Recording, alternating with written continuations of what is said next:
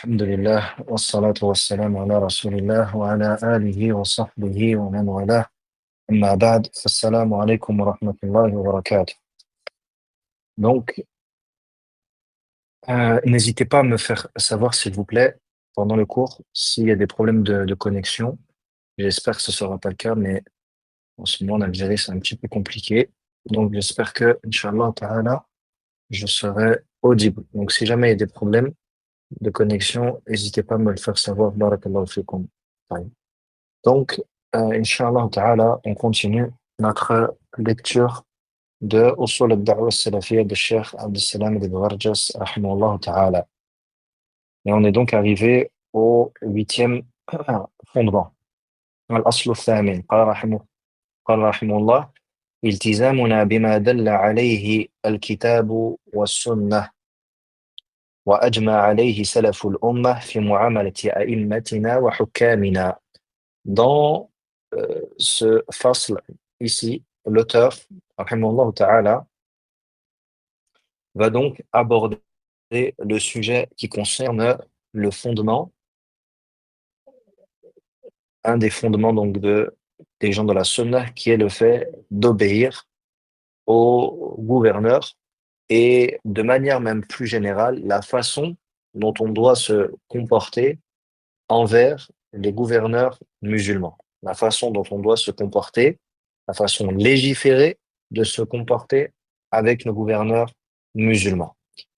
Et avant de traduire et de commencer la lecture, j'aimerais appuyer véritablement sur ce point en disant, sachez qu'Allah vous fasse miséricorde, que ce point-là fait partie véritablement des points fondamentaux de notre croyance et que vous trouverez que nombreux parmi les gens de l'innovation ont une contradiction claire avec ce fondement. Et en particulier à notre époque, ou plutôt je ne dirais pas en particulier à notre époque, mais je dirais plutôt en particulier lors, lorsque se produisent des événements de troubles, dits de troubles, des fitènes. Et on le voit beaucoup. Et si on prend un exemple aujourd'hui concret de notre époque, c'est l'affaire palestinienne.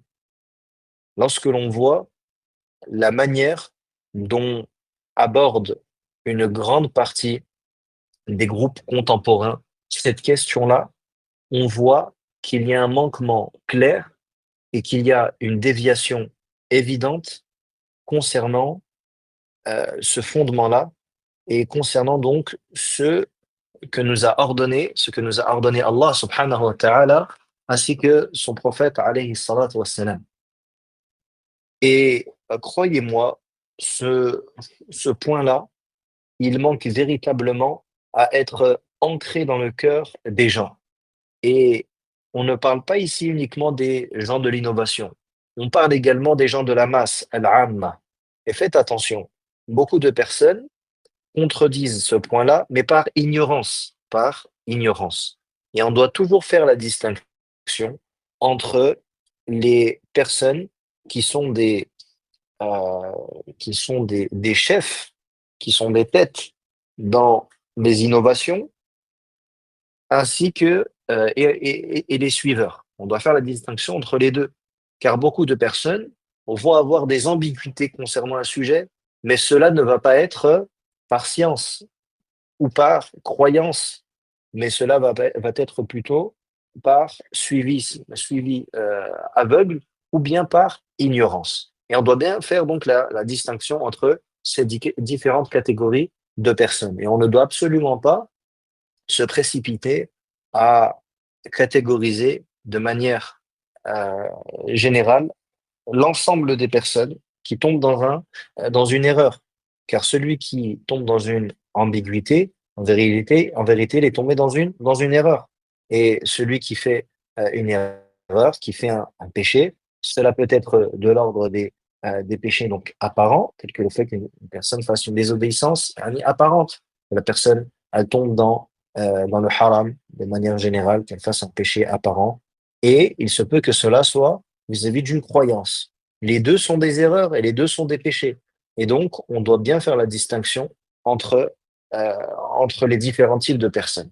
Mais on doit s'armer de cette science, par cette science, et parmi les fondements donc de la science, de la croyance, il y a le fait que le musulman doit adopter un comportement légiféré vis-à-vis du gouverneur musulman.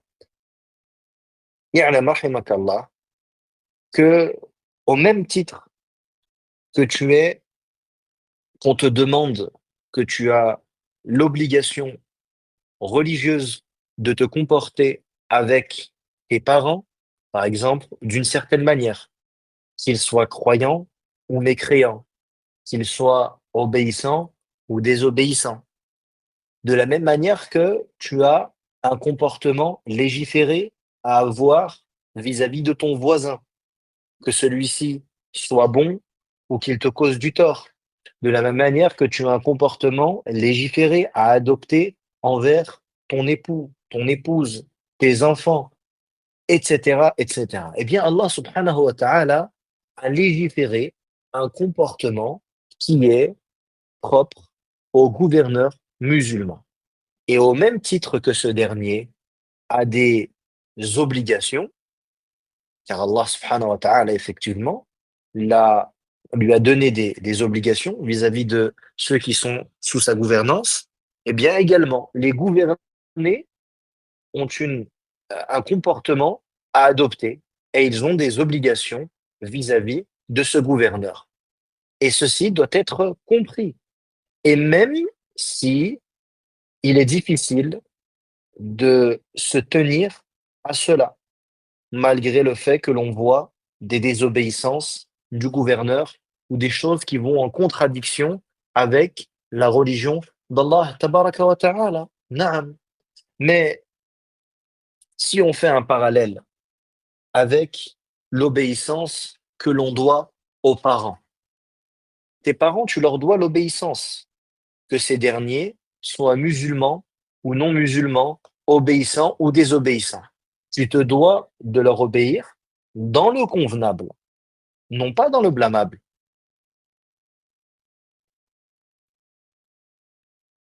S'ils t'ordonnent de faire une chose qu'Allah Azza wa Jalla a interdite, alors tu ne dois pas leur obéir. Mais en dehors de cela, tu leur dois obéissance et tu leur dois respect et tu leur dois donc, tu te dois de te comporter convenablement avec ces derniers.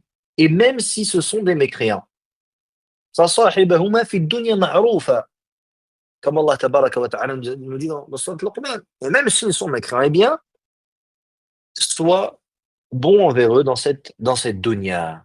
Eh bien, le gouverneur également, Allah Azza wa Jal a fait que ce gouverneur-là, il a la gouvernance et qu'il est au-dessus de toi en ce qui concerne yani le statut par rapport au fait qu'il gouverne. Pas au-dessus de toi, dans le sens de il est meilleur auprès d'Allah que toi, mais dans le sens de gouvernance, yani par rapport à la gouvernance, par rapport à le fait que tu es sous sa tutelle, que tu fais partie donc des gouvernés.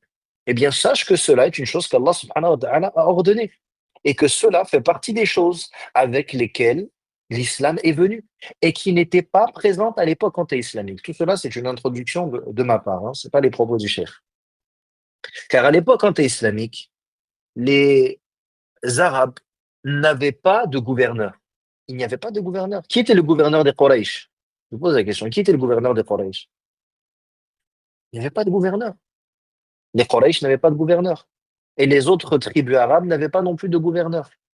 Ils mouraient sans bay'ah. Ils n'avaient pas de bay'ah. Ils ne prêtaient pas allégeance.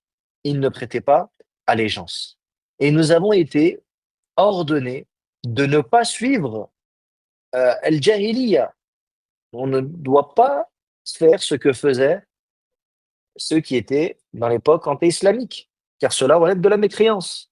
C'est pour cela que le prophète sallallahu alayhi wa sallam nous dit dans le hadith, dans le sens ومن فارق الجماعة ومن فارق الجماعة شبرا ومات على ذلك مات ميتة جاهلية. Dans le sens du hadith, celui qui se sépare du groupe. Et il y a en fait de se séparer du groupe, se séparer du gouverneur. Yani, sortir de la gouvernance du gouverneur. Qu'est-ce qu'il nous dit le prophète sallam? Et qui meurt sur cela, alors il mourra d'une mort anté-islamique. Yani une mort qui ressemble à celle qu'avaient les mécréants avant l'islam. Car ils mouraient sans avoir d'allégeance, sans avoir prêté allégeance. Taïb. Donc ces choses-là, il faut bien comprendre, barakallahu fikum, que c'est Allah subhanahu wa ta'ala qui les a imposées, ainsi que le prophète alayhi salatu wassalam. Et que non, ceci n'est pas une compréhension qui viendrait de certains savants ou d'un certain courant, comme on l'entend souvent et comme on essaye de nous le faire croire afin de discréditer cette aqidah bénie. Donc, barakallahu fikum, comprenez bien que ce fondement-là est un fondement légiféré, qui est tiré, qui est basé plutôt sur des textes du Coran, de la Sunna et de la compréhension des salafs. Et que ceci n'est pas une compréhension marginale ou qui viendrait d'un groupe ou d'un courant en particulier. Ceci est totalement faux. Et l'obéissance au gouverneur fait partie des fondements de Ahl-Sunnah wal Jama'a, l'obéissance dans le convenable. Naam. Et donc, on lit rapidement, Inch'Allah ta'ala, باختصار نقرأ ماذا قال الشيخ عبد السلام بن برجس رحمه الله تعالى قال رحمه الله نحن نسمع ونطيع لولاة أمرنا في غير معصية ولا نرى الخروج على الحاكم المسلم مهما كثرت معاصيه ولا ندخل في شيء من أمور دنياهم وننصحهم حسب الطريقة الشرعية بصدق وإخلاص وقول النصيحة سرا لا سيما في زمن الفتن. Il dit, et nous obéissons et nous écoutons les gouverneurs, sauf dans la désobéissance. Et nous ne voyons pas, c'est-à-dire nous ne voyons pas qu'il est légiféré, de sortir contre le gouverneur musulman. Ô combien seraient nombreuses ces désobéissances. Et nous ne rentrons pas dans ce qui concerne, dans une chose qui concerne leur dunya. Et on les conseille en fonction de la voie légiférée, de la façon légiférée, avec véracité et sincérité, et en disant, en prodiguant le conseil en privé et en particulier au moment des fitan, au moment des troubles. Ici, remarquez bien ce qu'il dit. Premièrement, on obéit et on écoute. Deuxièmement, est-ce que cette obéissance et cette écoute est absolue? Est-ce que cette obéissance est absolue ou bien c'est une obéissance qui est conditionnée? هل هي طاعة مطلقة أم مقيدة؟ أسألكم. Je vous pose la question. Est-ce que cette obéissance est absolue ou bien elle est conditionnée? هل هي طاعة مطلقة أم مقيدة؟ L'obéissance envers le gouverneur, elle est de quel ordre?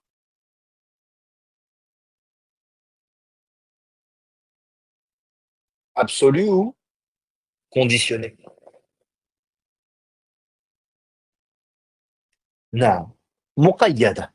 Elle est conditionnée. أحسنتم. مقيدة بماذا؟ قال في غير معصية. يعني بالمعروف. Leur obéir dans l'obéissance, dans l'obéissance. Leur obéir dans le convenable. Leur obéir dans ce qui est légiféré. C'est-à-dire, on ne doit pas leur obéir dans ce qui est interdit. Donc, ce n'est pas une obéissance qui est absolue. Et encore une fois, barakallahu fikum, retenez cela. مما يأتي به أهل البدع دائما وأبدا وهم يحاولون بذلك أن يحاربونا ماذا يقولون؟ أنتم أهل أنتم أهل الطاعة المطلقة مهما قال الحاكم تسمعون وتطيعون هذا كذب الطاعة ليست مطلقة بل هي مقيدة l'obéissance elle est conditionnée au fait que ce soit dans le convenable et que ce ne soit pas dans la désobéissance et cela vient clairement répliquer, répondre à quoi? À ce qu'essayent de répandre les gens d'innovation en disant, vous écoutez les gouverneurs dans tout ce qu'ils disent, même dans le haram. Non, vous avez menti, wallah. Wallahi que c'est un mensonge. Car nous croyons, comme ceci est venu dans les textes, que ceci doit se faire en fonction de ce qu'Allah Azza wa Jalla a ordonné. On prend un verset. Ya ayyuhalladhina amanu ati'u Allah wa ati'u ar-rasul wa ulil amri minkum. Ô vous qui avez cru, obéissez à Allah, aux messagers et aux gouverneurs. Taïb. Est-ce que Allah subhanahu wa ta'ala peut nous ordonner dans un verset de lui obéir, d'obéir aux messagers et d'obéir à ceux qui détiennent le pouvoir, et que cette obéissance à ceux qui détiennent le pouvoir, elle peut contredire l'obéissance à Allah et son messager? Est-ce que ceci est logique? Non. Donc, barakallahu fikum, cette obéissance, premièrement, elle est conditionnée. Retenez cela. L'obéissance au gouverneur est conditionnée à quoi? Au fait que ce soit dans le convenable et que ce ne soit pas dans le blâmable, c'est-à-dire que ce ne soit pas dans l'interdit. Ça, c'est la deuxième chose. Premièrement, on obéit. Deuxièmement, dans le convenable. Troisièmement, il est interdit de se rebeller contre ce dernier. Quatrièmement, peu importe ô combien seraient nombreux ces péchés. Ô combien seraient nombreux ces péchés, même s'il fait beaucoup de péchés. Vous voyez. Ensuite, point important, cinquième chose, qu'est-ce qu'il nous dit? وَنَنصَحُهُمْ حَسْبَ الطَّرِيقَةِ الشَّرْعِيَّةِ. Et on doit les conseiller par la voie légiférée. نعم. نأخذ من ذلك أن نصيحة ولاة الأمور لا بد أن تكون على طريقة شرعية وقد بين لنا نبينا صلى الله عليه وسلم كيفية ذلك. On comprend donc de cela que le fait de conseiller le gouverneur a une façon particulière. On ne conseille pas le gouverneur de n'importe quelle manière. Le prophète sallallahu alayhi wa sallam dit Man arada an yansaha li dhi sultan, fala yubdihi alaniyah. Celui qui veut conseiller, celui qui détient le pouvoir, c'est la parole du prophète alayhi salatu wa sallam. Qu'est-ce qu'il nous dit? Qu'il ne le fasse pas publiquement. Qu'il ne le fasse pas publiquement. Walakin, mais ya'khudhu biyadihi. Il doit le prendre par la main, c'est-à-dire le faire en privé. Et de le faire en privé. Et ceux qui conseillent le gouverneur, est-ce que c'est tout à chacun? Est-ce que c'est n'importe qui va conseiller le gouverneur? Yani, imaginez, je vous donne un exemple mondain. Imaginez être dans une entreprise, une grande entreprise, avec des centaines d'employés, et qu'on a un patron. Est-ce que c'est n'importe quel employé qui va aller voir le patron, par exemple, pour essayer de réclamer certaines choses? Ouais. On va même rentrer dans le système actuel. Est-ce que c'est n'importe qui va aller amener, est-ce que c'est n'importe qui va aller rapporter les requêtes des employés au patron? Non. Qu'est-ce qu'il y a? Qu'est-ce qu'ils ont créé? Des syndicats. C'est vrai ou pas? Ce syndicat sont des personnes qu'ils ont élues et qui vont, elles, s'occuper de faire cette mise en relation, ou plutôt d'aller faire remonter les requêtes des employés au patron. Pourquoi?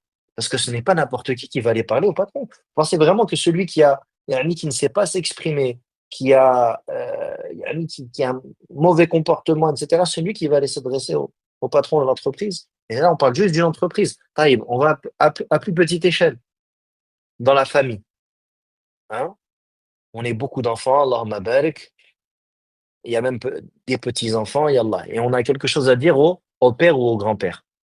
C'est n'importe qui va aller le voir. On va envoyer peut-être le dernier de la famille qui a 15 ans, qui a 16 ans, qui n'est pas encore totalement mature, et on va aller l'envoyer discuter avec ou conseiller le père ou le grand-père. Est-ce que c'est quelque chose de raisonnable?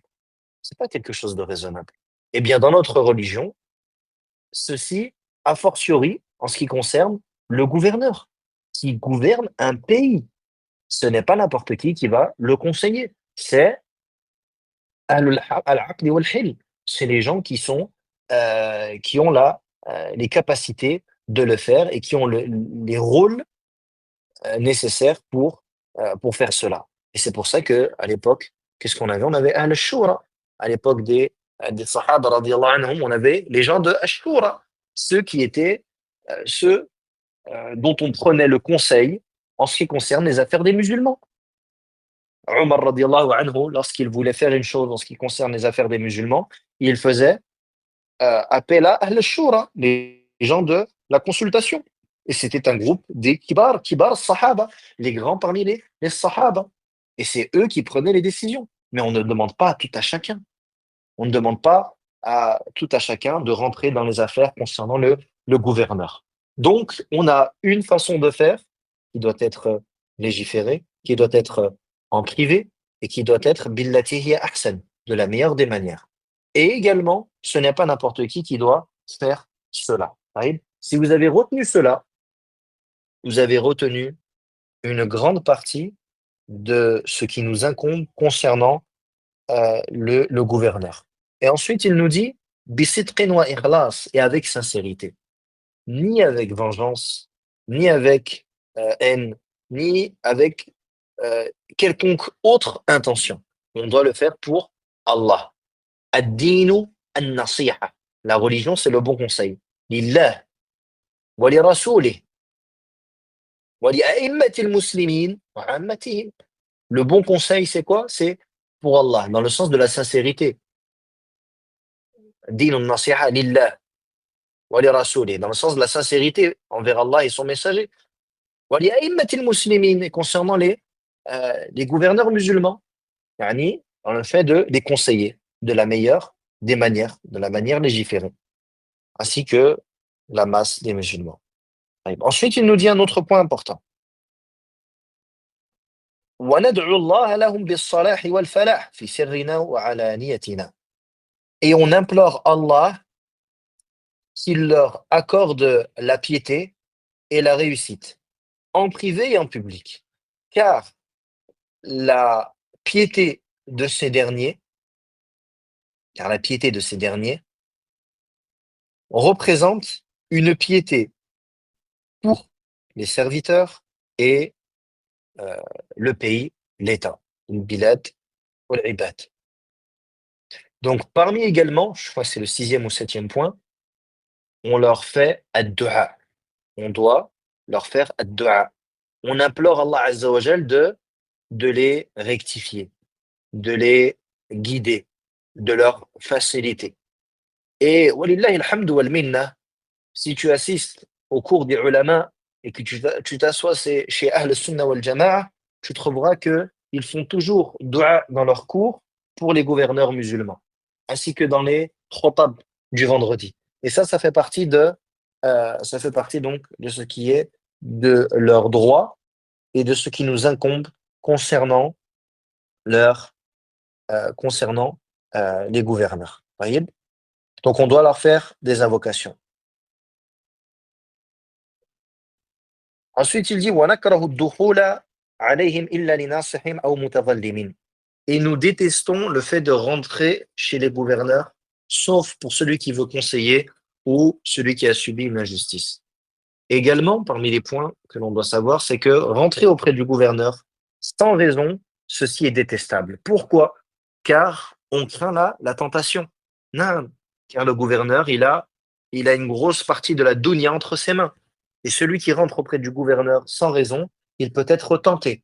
Et il peut euh, tomber entre les mailles du filet de Shaitan. Et il se peut que le gouverneur en question l'utilise pour ses intérêts personnels. Et qu'à ce moment-là, il devienne un savant, un véritable, dans le vrai sens du terme, un savant du palais. Et ça, c'est quelque chose de blâmable. Et ça, c'est ulama as-sou, les mauvais savants, ceux qui obéissent, ou plutôt ceux qui servent les intérêts des gouverneurs en ce qui est détestable et ce qui est interdit. En ce qui est détestable et interdit. Donc, on ne rentre pas auprès du gouverneur sans raison valable. وَنَرَى الْجِهَادَ مَعَهُمْ. Et nous voyons le combat armé avec ces derniers. Na'am. Le Sunna wal Jama'a, qu'est-ce qu'ils disent? Les gens de la Sunna, qu'est-ce que l'on dit? On dit le gouverneur, il fait pas la présence du gouverneur fait partie des conditions établies pour que le djihad soit légiféré. Le djihad en islam, il est de différentes catégories. On a 4 catégories de djihad en islam. Et le djihad qui concerne le djihad armé, donc le djihad, on en a 4. On a 2 djihad qui sont des djihad ma'nawi, qui sont des djihad qui ne sont pas, comment dirais-je en bon français, des djihad qui ne sont pas physiques. طيب. C'est djihad al-nafs, le fait de faire djihad al-nafs, et le fait de faire djihad, al-djihad contre, donc le djihad al-nafs c'est contre son âme, et le fait de faire al-djihad contre al-shaytan. Allah tabaraka wa ta'ala dit inna ash-shaytana lakum adu fattakhidhuhu aduwwa. Le shaytan est certes un ennemi, prenez-le comme ennemi. Ensuite, on a djihad al-talab ou djihad al-difa'. On a le djihad armé qui est soit un djihad de défense, le fait que, par exemple, tu sois dans ton pays, tu es dans un pays musulman, et que un autre pays s'attaque à toi, injustement. Ça, c'est ce qu'on appelle djihad ad-difa'. C'est un djihad de défense. Et on a djihad al-talab, qui est un djihad d'attaque, comme ceci a été fait à l'époque du prophète alayhi salatu wassalam, et des khulafa lorsqu'ils ont ouvert lorsqu'ils ont conquis les pays tels que ça a été fait donc à l'époque du prophète alayhi salatu wassalam, et comme cela a été grandement fait à l'époque de Omar radiyallahu anhu, où les musulmans ont conquis la Perse, où les musulmans ont conquis Rome, yani ils ont combattu les Romains qui sont après cela, les années d'après, avec les autres khulafas, ils sont arrivés jusqu'au Maghreb, etc. Donc ça, c'est ce qu'on appelle djihad al-talab. Et on a djihad al-difa'. Et c'est important de comprendre les différentes catégories du djihad. Et chaque djihad a ses conditions. Chaque djihad a ses conditions. Et donc, le djihad armé, que ce soit d'attaque ou de défense, dans les deux cas, il est conditionné que le gouverneur soit présent. S'il n'y a pas de gouverneur, si ce djihad est fait sans la bannière, yani sous autre que la bannière d'un gouverneur, alors c'est un djihad qui n'est pas légiféré et qui est interdit. Et c'est là que tu vois que le djihad des groupes extrémistes, Khawarij, tels que Daesh, Al-Qaïda, et ceux qui sont semblables à ces derniers, sont des formes de djihad qui ne sont pas légiférées. Pourquoi? Car ils ne respectent pas la condition de la présence du gouverneur, car ils combattent sans gouverneur. Mais toi, admettons que tu sois dans un pays musulman. Admettons que tu sois dans un pays musulman et que ton pays se fait attaquer et que le gouverneur dit on doit attaquer, on doit se défendre. Et il dit hayya ala djihad, rendez-vous au djihad, c'est un djihad. Et ce gouverneur-là, il est injuste, il est fasiq, peut-être que même on sait qu'il boit de l'alcool ou qu'il fait des désobéissances de cet ordre-là. Et qu'il appelle au djihad de la défense.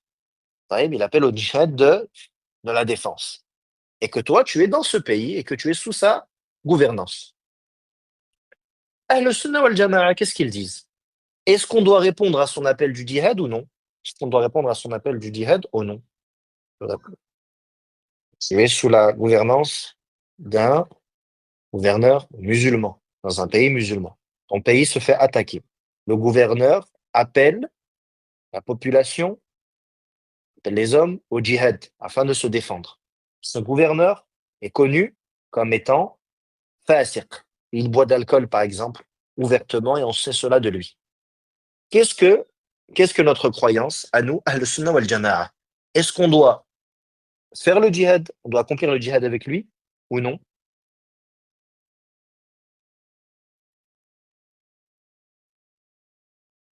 Qu'est-ce que vous dites?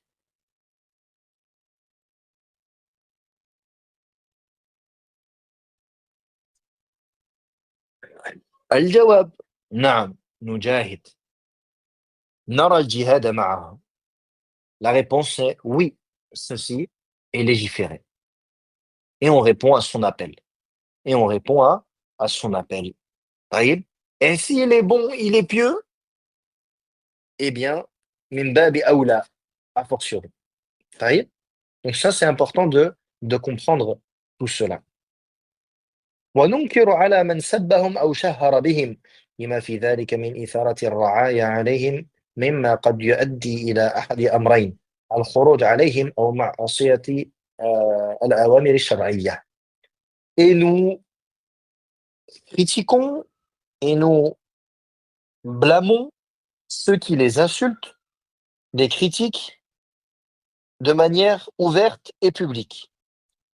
Parce que cela amène comme, euh, comme le fait, yani, par, dû au méfait que cela amène, parmi les méfaits de cela, le fait donc de monter les gouvernés contre leurs gouverneurs.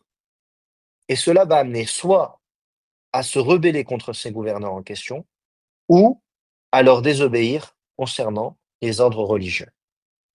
Et ici, le Cheikh Rahimullah, il va nous rapporter une parole de un des imams de la da'wa Najd, qui est Abdel Latif ben Abdel Rahman ben Hassan ben Mohammed ben Abdel Wahhab rahimahullah ta'ala, dans lequel yani, cette parole est une partie d'une risala qu'il a écrit, une lettre qu'il a écrite à un de ses frères à un moment de fitna concernant un gouverneur. Et il l'a conseillé concernant la position droite qu'il a, qui lui incombe donc d'adopter. Vous voyez. Et ici, je ne vais pas traduire mot à mot sa parole car elle est assez longue euh, et afin que on ne soit pas trop, voilà, afin que le cours ne soit pas trop long. Vous voyez. Le résumé de sa parole, quel est-il? Il nous dit, rahimahullah ta'ala, que Shaitan, parmi les ruses et parmi les pièges qu'il utilise contre les musulmans, il y a le fait de les diviser. Shaitan, parmi les objectifs de Shaitan, il y a le fait de diviser le groupe des musulmans. Ce qui implique la division dans la religion. Chose blâmée par le livre d'Allah subhanahu wa ta'ala, dû à tous les méfaits que cela apporte et amène. Il dit alors, Shaitan est venu, s'est présenté avec des preuves qui sont avec des preuves et des paroles introductives, par lesquelles il a essayé de les tromper et de leur faire croire que obéir à al-mutaghallibin. Comme vous savez, un gouverneur, il a plusieurs façons de devenir gouverneur. Yani, aujourd'hui, le gouverneur est monsieur un tel. Demain, ce sera un autre. Comment est-ce qu'on passe de monsieur un tel à monsieur un tel en gouverneur? Comment est-ce qu'on passe de tel à tel gouverneur? Il y a plusieurs façons. Il y a plusieurs façons. Il y a certaines façons qui sont légiférées, d'autres qui ne sont pas légiférées. Le prophète sallallahu alayhi wa sallam, il a fait allusion que la gouvernance sera donnée à Abu Bakr, radiyallahu anhu, après sa mort. Et Abu Bakr a fait allusion que ce sera Omar. Et ensuite, il y a eu, yani entre le khulafa, à chaque fois, il y a eu une façon dont le pouvoir a été pris, et l'allégeance a été portée.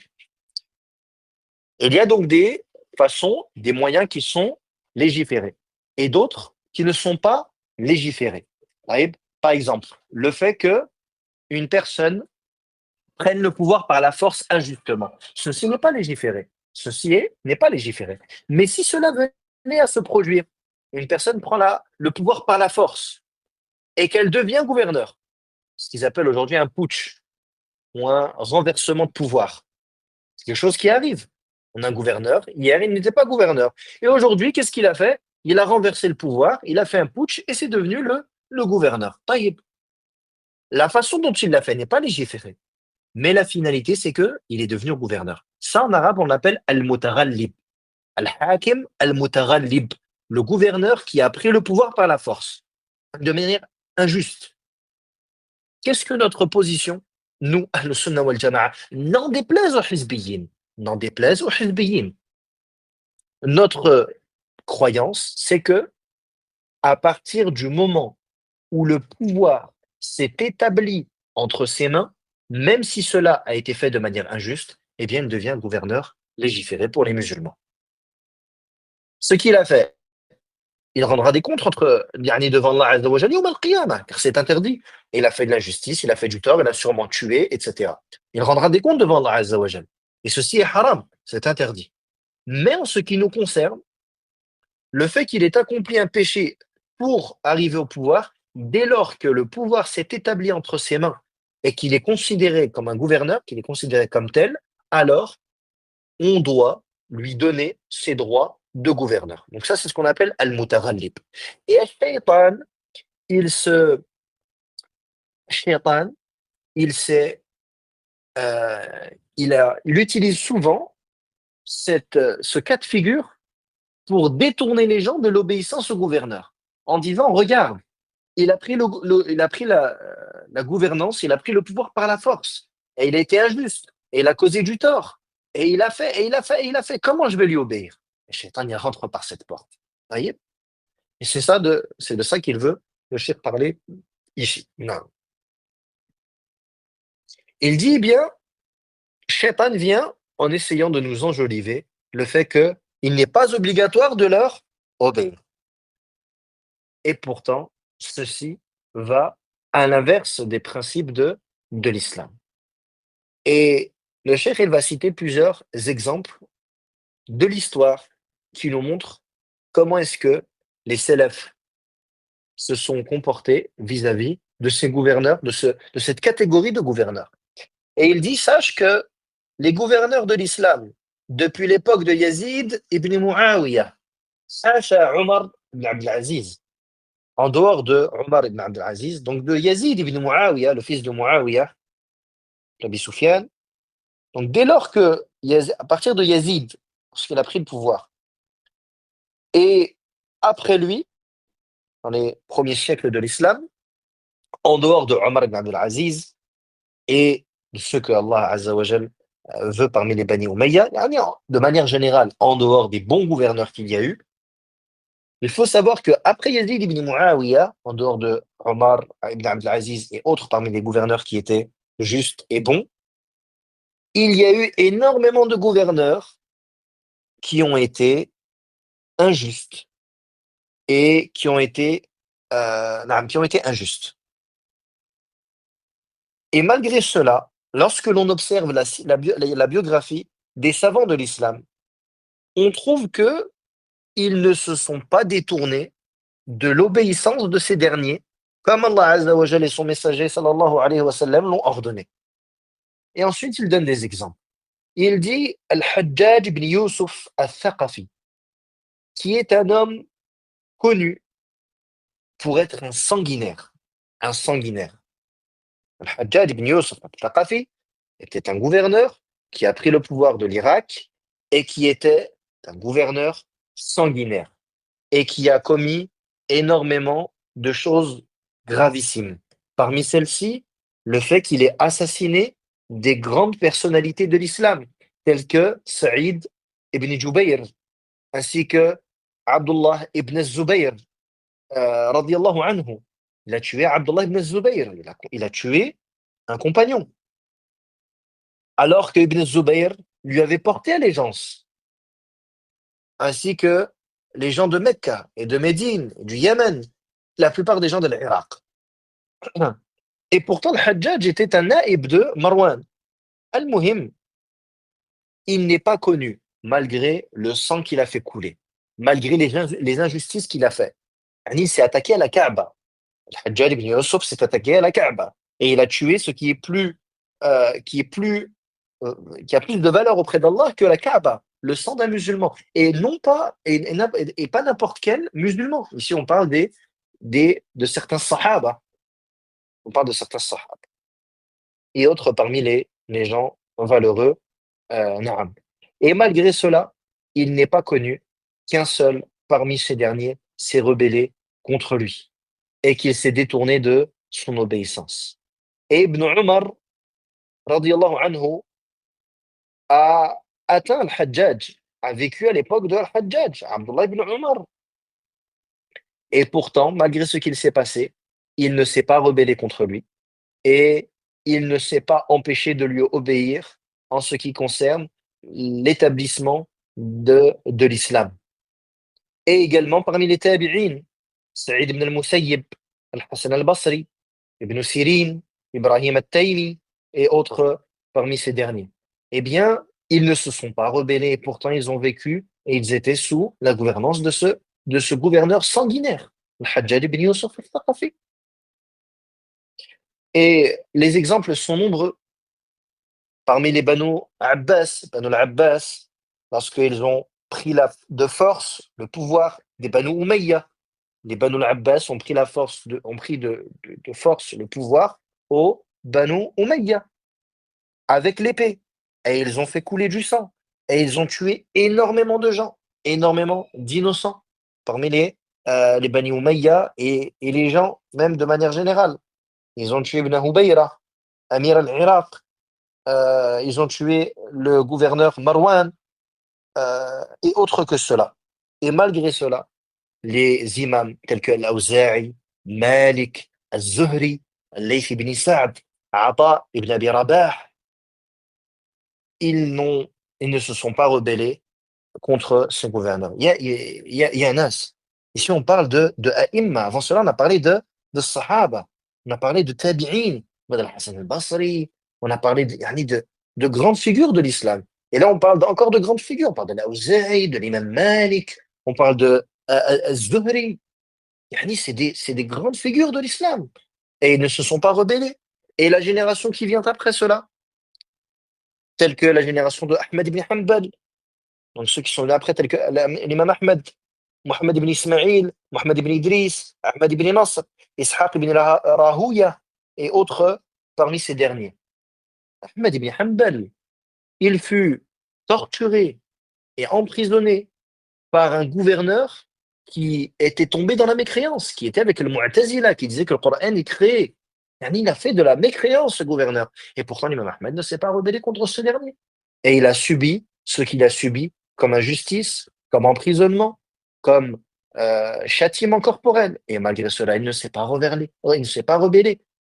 Quelle est donc alors où est la preuve de ces personnes-là qui refusent la vérité lorsqu'elle leur est apportée? Où est la preuve de ces hizbiyin, ces khawarij, ces gens-là qui ne veulent pas admettre qu'il est obligatoire de se soumettre à la souveraineté du gouverneur dans l'obéissance à Allah et qu'il est interdit de se rebeller contre ce dernier, qu'il est interdit de le critiquer publiquement, qu'il est interdit de faire des manifestations, etc., etc. Quelle est leur preuve, subhanallah? Ne voient-ils pas les preuves du Coran, de la Sunna et la compréhension des Sahaba et des A'imma de cette communauté? Ne voient-ils pas ces choses-là? Afala yaqra'oun, afala yadrusoun. Ne lisent-ils pas, n'apprennent-ils pas? Lakin al-ahwa, lakin al-ahwa. Mais tout cela, Allah al-Musta'an en vérité, retourne à quoi? On revient à quoi? Le suivi des passions. Wallah al-Musta'an. Et donc, c'est là la parole. Et il termine, le cheikh, en disant, subhanallah, et c'est très beau, il dit, فإن حاك في صدرك شيء فأكثر من التضرع إلى الله والتوسل بالأدعية المأثورة وكرر النظر فيما اشتمل عليه تاريخ ابن غنم من كلام شيخ الإسلام يعني محمد عبد الوهاب فقد بسط القول في هذه المسألة في رسائله واستنباطاته. Il dit, et si tu as toujours une chose dans ta poitrine concernant cela, alors multiplie la soumission à Allah, le retour vers Allah, et rapproche-toi de lui par les invocations légiférées. Et ensuite, yani, observe abondamment. Et ici, il a donné des maraji', des ulama qui sont profitables concernant ce point-là. Et il a clôturé avec une belle conclusion qui est le fait de revenir à Allah subhanahu wa ta'ala. Car ceci relève de la guidée. Et Allah subhanahu wa ta'ala, il est celui euh, qui guide. Naam. Est-ce que vous avez des questions?